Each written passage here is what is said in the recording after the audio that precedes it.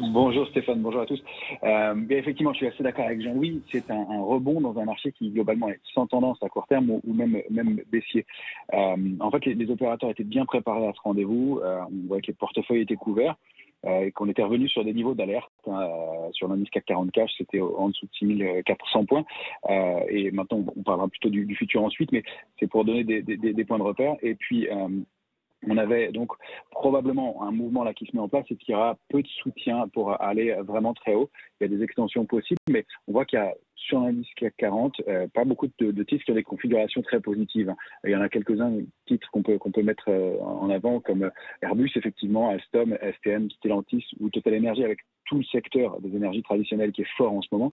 Mais en dehors de ça, il n'y a pas de grosses configurations très haussières, en tout cas dans l'immédiat.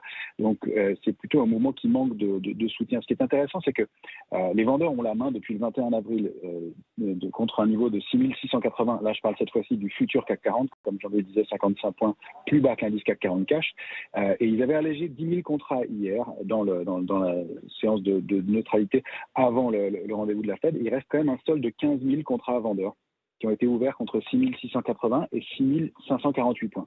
Donc ça, ce sont des niveaux clés. Pour l'instant, ces vendeurs, ils ont toujours la main et il y a une grosse bagarre qui se met en place entre 6 457,5, on est juste en dessous, 6 472 et 6 490,5. Pour moi, ça c'est la médiane du trading range avec des petits niveaux intermédiaires dans laquelle on se bagarre et dans laquelle les vendeurs sont toujours gagnants. Et on va voir s'ils réussissent ou pas à conserver la main ou s'ils sont sous pression. Donc si on passe 6 490,5, on va aller probablement assez rapidement à 6 548,5. Et puis ensuite, pourquoi pas aller chercher 6 680. Au-dessus, c'est 6 712 l'extension. Et en cas d'emballement aussi, mais vraiment, je pense que c'est un gros maximum, on pourrait aller chercher 6 830 dans les heures à venir et sans rester au-delà de cette zone 6 680, 6 712. Je pense qu'on n'en a effectivement pas les moyens pour l'instant. C'est vraiment le scénario maximum haussier. En dessous, eh bien, le risque, c'est de retourner chercher la zone 6 388, 6 407 sur le futur. Et puis en bas, notre niveau de support il est bien identifié maintenant. Il y a 6 312, 6 325. Et le niveau d'alerte, c'est 6 260 futur CAC 40 toujours. Voilà les zones dans lesquelles on évolue. Donc au mieux, on va accélérer un peu et on risque, à mon sens, ensuite de glisser pendant plusieurs jours, voire plusieurs semaines maintenant, pour aller rechercher des points bas si on arrivait à accélérer.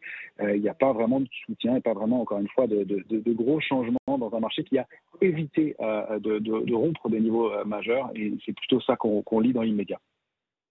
Merci beaucoup Romain Daubry, membre de la cellule Info d'Experts.